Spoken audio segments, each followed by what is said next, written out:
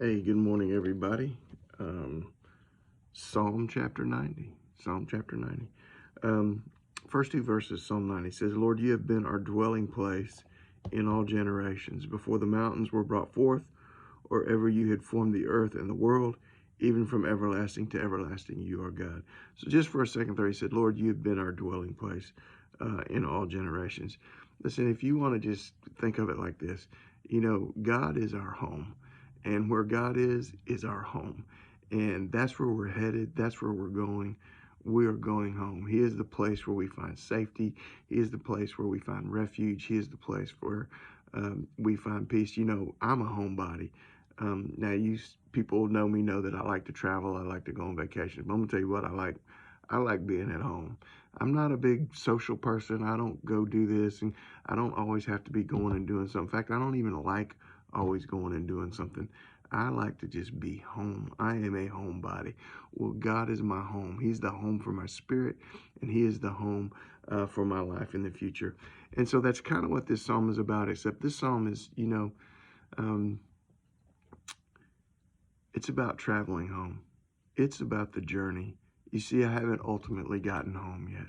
I haven't ultimately made it to the place where God is. And so now I'm just on this journey, and I'm on this journey home. And you and I are both on a journey to somewhere, and this life is that journey. And this journey is, in God's eyes, it's pretty short.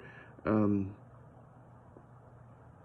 he talks in here about, uh, oh gosh, he talks in here. Well, you can just read it. He talks in here about how quickly life passes away, and about how quickly things are just washed away. Peter says that with the Lord, a day is like 1,000 years, and 1,000 years is like a day.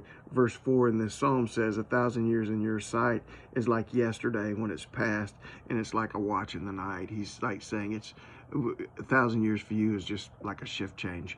It's just nothing. It's no time at all. And so as we walk through this journey, the writer tells us in verse 12, he says, so teach us to number our days so that we may gain a heart of wisdom. He said, because we're on this journey, and because we're heading home, and because this journey is really so short, teach us to number our days. Teach us to realize how short this life is, so we can know how brief time really is, so that we can make the wisest decisions possible. And so ultimately, if we look at how brief this life is compared to how long we're going to be in eternity, it will change the focus of our hearts, and it'll change the decisions that we make. It'll change the things that we pursue when we realize that everything here, everything that we gain here, everything that we accomplish here, it's only temporary, and not only temporary, it's just like a snap of the fingers to God. It's nothing at all, and lasts no time at all. So teach us to number our days. He says, return, O Lord, verse 13. Have compassion on your servants. Satisfy us early with your mercy, that we may rejoice and be glad in all of our days. And so he asked God to satisfy us. Now, if you look at this in the Bible, and it has a little chapter title, it probably says a prayer of Moses. Moses likely wrote this. And so when he says satisfy us early in the morning, if you remember in the time of Moses when they wandered in the wilderness, every morning they went out and they had manna out there on the ground that they could just eat, and it was only by the grace of God. Jesus compared himself. He said that he was the bread of life.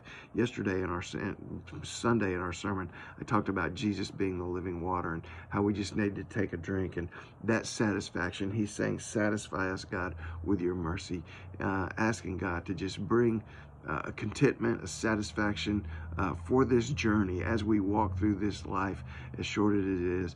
Ask God to just put his mercy upon us, so that we can rejoice and be glad all the days of our life.